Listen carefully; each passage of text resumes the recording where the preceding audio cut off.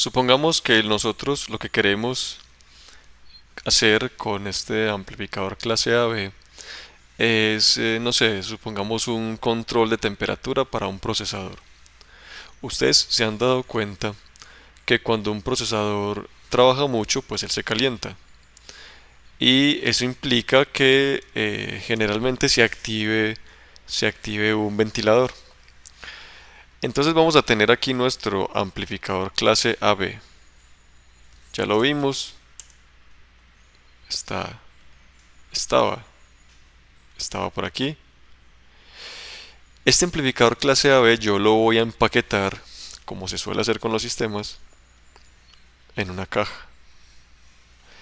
Esta caja simplemente va a tener una entrada que es B sub I y una salida que es B sub out. Así las cosas, yo voy a asumir que mi, pongámoslo así, amplificador clase AB tiene, tiene un B sub I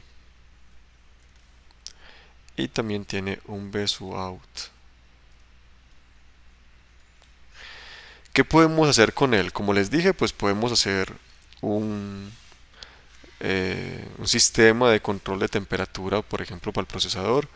Entonces, en ese orden de ideas, tendríamos otros componentes que deberíamos agregar, como un sensor de temperatura, otros amplificadores, etcétera. Podemos hacer otra cosa más sencilla y es la siguiente. Podemos tener aquí, por ejemplo, el computador y a la salida de los speakers, de los audífonos, él da una señal de voltaje, pero esa señal de voltaje de audio es muy pequeñita, tanto en voltaje como en corriente. Entonces una cosa que nosotros podríamos hacer es amplificar en voltaje, amplificamos el voltaje de esta señal y esa señal amplificada la podemos llevar a, eh, a nuestro sistema de amplificación de corriente. Y después de amplificar la corriente, podríamos ponerle un parlante, lo podemos conectar a tierra y escucharíamos, obviamente va a ser un amplificador de no muy alta definición, pero escucharíamos más o menos el audio que estamos pretendiendo sacar por el PC. Si nosotros conectáramos directamente acá el parlante, tendríamos el inconveniente que la corriente que demanda el parlante es tan alta que seguramente me va a dañar mi amplificador operacional. Recuerden que los amplificadores operacionales no están diseñados para dar altas cantidades de corriente.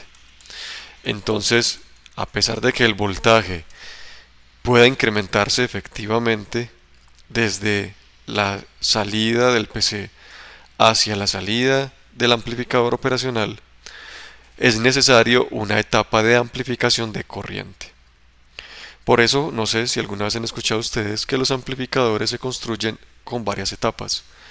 Esta puede ser una etapa de amplificación o preamplificación y esta es una etapa de salida. La etapa de salida por lo general amplifica corriente para poder hacer mover cosas que tengan bastante potencia. Es de anotar que este amplificador tiene ganancias grandes de corriente, pero el voltaje prácticamente no se amplifica. Casi que lo que entra es lo mismo que sale. Lo que sí se amplifica es la corriente.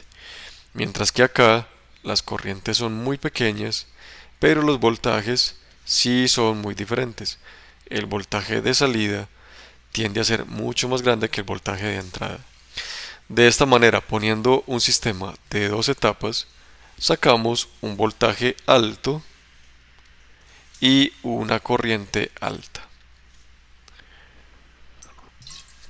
Este diagrama pues ya lo tenemos y ahorita habría que preguntarse cuál es el o cuál es la configuración más bien del amplificador operacional que más nos conviene. Obviamente vamos a usarlo como amplificador, es decir, como multiplicador del voltaje de entrada. Obviamente K debe ser mayor que 1 y ahí deberíamos nosotros eh, establecer una ganancia para que este voltaje pequeño se convierta en un voltaje más grande a esta salida.